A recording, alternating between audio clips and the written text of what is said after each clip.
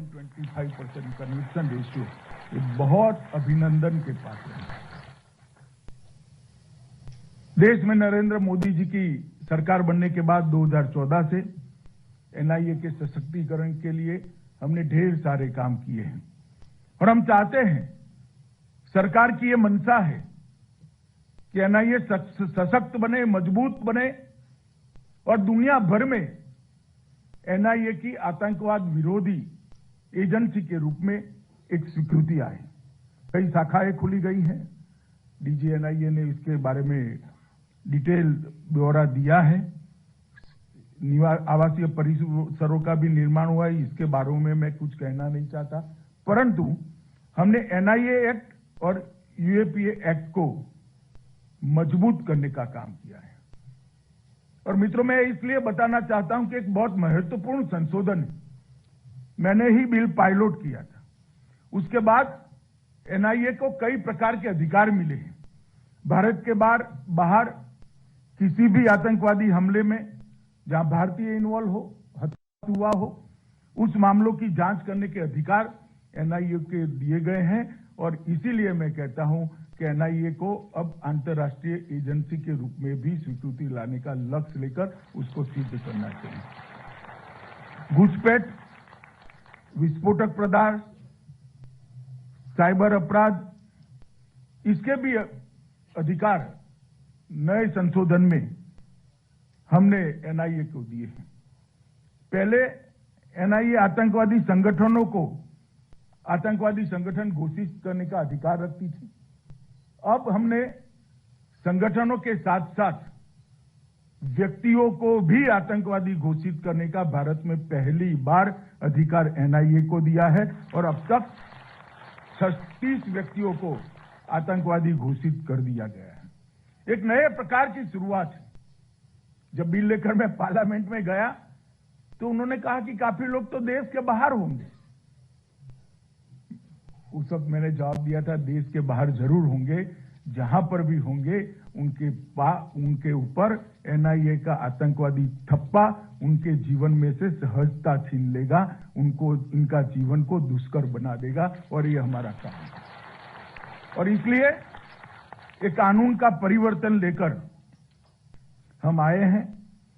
NIA के प्रशिक्षण पर मैं बहुत वजन देता था।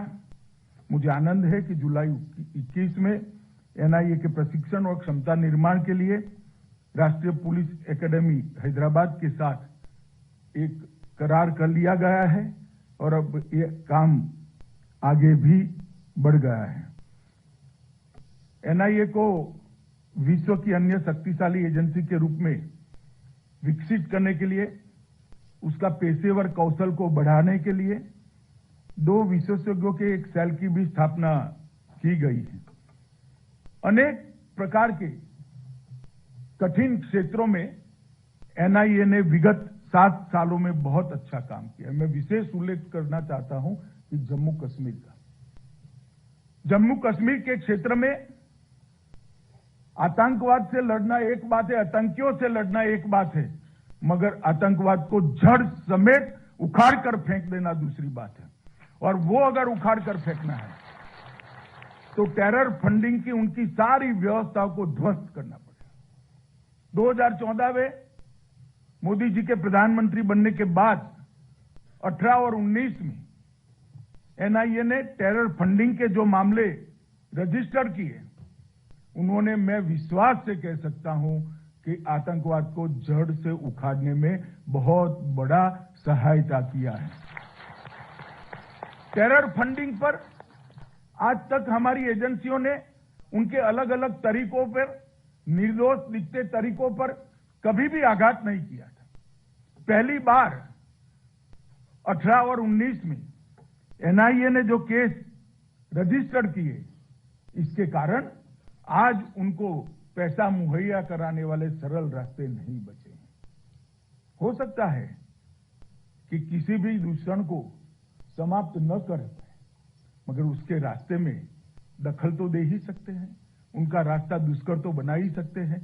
और ये काम एनआईए ने बहुत अच्छे तरीके से किया है। और जम्मू कश्मीर में ओवरग्राउंड वर्कर जो होते थे उसके अभी 2021-22 में ढेर सारे केस एनआईए ने रजिस्टर किए हैं और उनके स्लीपर सेल को ध्वस्त करने में बहुत बड़ी भूमिका हुई है। इससे उनके लॉजिस्टिक्स और हथियारों के सप्लाई दोनों पर एक कठोर आघात हुआ है और जो आतंकवाद की मदद भी करते थे और समाज में सम्मान के साथ जीते थे, ऐसे सभी लोगों को आज अपनी पहचान एक्सपोज करने के लिए एनआईए ने मजबूर किया है और उनको कानून की अदालत में ले जाकर खड़ा किया है। मैं मानता हूं ये बहुत बड़ी बात है। वामपंथी उग्रवाद में भी बारूद और रसद मुहैया कराने में भी एनआईए ने शुरुआत की है और विशेषकर टेरर फंडिंग के साथ साथ वामपंथी उग्रवादी संगठनों के भी फंडिंग को इसके मूल तक पहुंचने के कुछ केस एनआईए को दिए गए। मुझे आशा है कि जम्मू कश्मीर की तरह इसमें भी बड़ी सफलता मिलेगी। टेरर फंडिंग संबंधी टोटल 105 मामले रजिस्टर हुए। 876 आरोपियों के खिलाफ 94 चार्जशीट भी दाखल हो गए हैं और 796 आरोपियों को अरेस्ट भी कर लिया गया है और उसमें से 100 आरोपियों को दोषित भी ठहराया गया। ये बहुत बड़ी सिद्धि है। बहुत कम समय के अंदर, 2 साल के अंतराल के अंदर, 3 साल के अंतराल के अंदर ये सिद्धि एनआईए ने प्राप्त की है। मैं फिर से एक बार एनआईए की इस मुहिम का मैं बहुत बहुत अभिवादन भी करता हूं और इसके लिए उनको बधाई भी देता हूं। मित्रों, मेरा आग्रह है कि देश की पुलिस की इन्वेस्टिगेशन की पद्धति में आमूलचूल परिवर्तन हो। अब इन्वेस्टिगेशन 3rd डिग्री पर निर्भर नहीं होना चाहिए। इन्वेस्टिगेशन तकनीक की डिग्री पर निर्भर होना चाहिए। इन्वेस्टिगेशन डेटा की डिग्री पर निर्भर होना चाहिए और इन्वेस्टिगेशन इंफॉर्मेशन की डिग्री पर निर्भर होना चाहिए। 3rd डिग्री का अब जमाना नहीं है, करना भी ठीक नहीं है। मगर ये परिवर्तन लाना है तो डेटाबेस बनाने पड़ेंगे और डिजिटल फोरेंसिक के साथ भी दक्षता हासिल करनी पड़ेगी। एनआईए को एक हमारी मीटिंग हुई थी, उसमें मादक पदार्थ, हवाला ट्रांजैक्शन, हथियारों की तस्करी, जाली मुद्राएं, बम धमाके, टेरर फंडिंग और टेररिज्म, इतने 7 क्षेत्रों में एक राष्ट्रीय डेटाबेस बनाने का काम दिया गया है।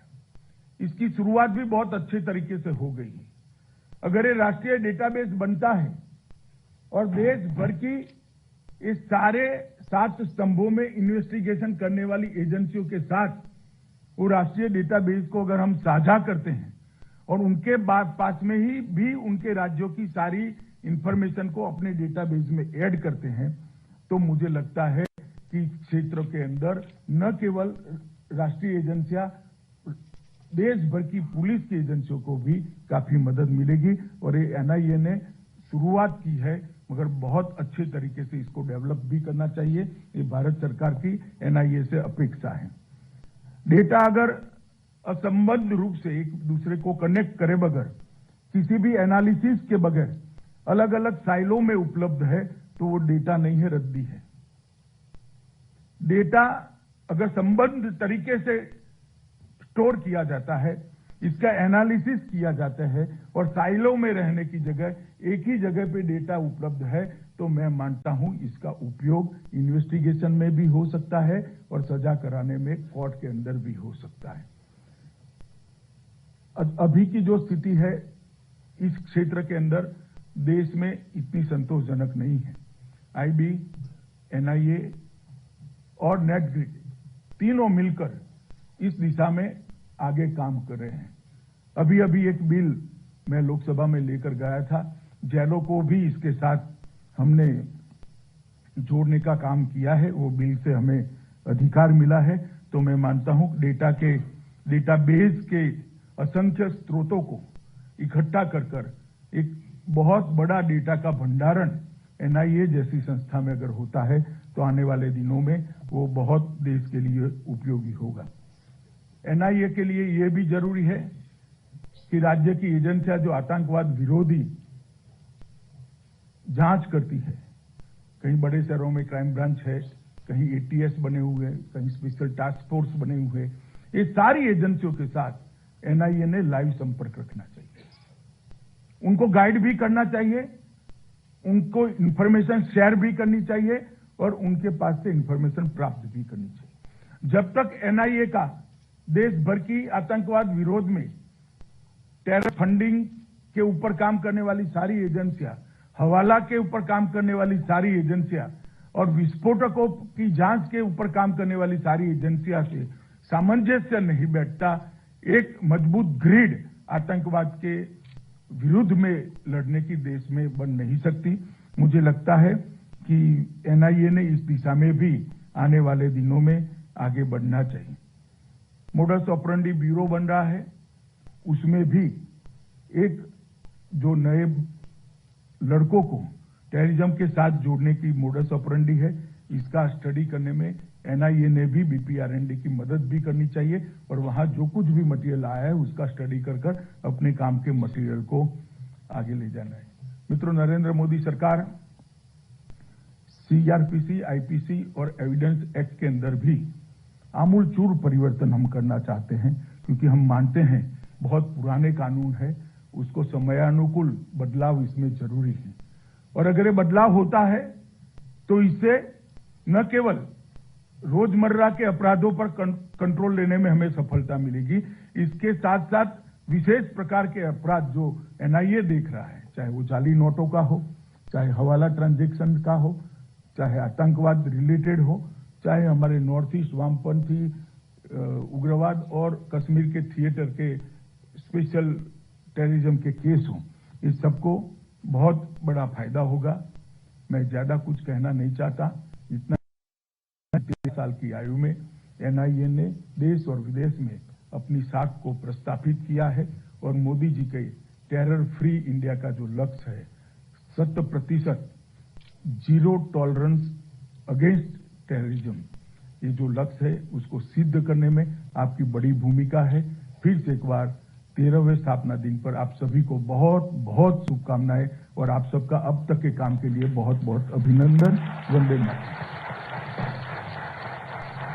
सिनेरियो का एनालिसिस करें तो जो दी इंस्टीट्यूशंस को ताकत दी जाए, उसको मजबूत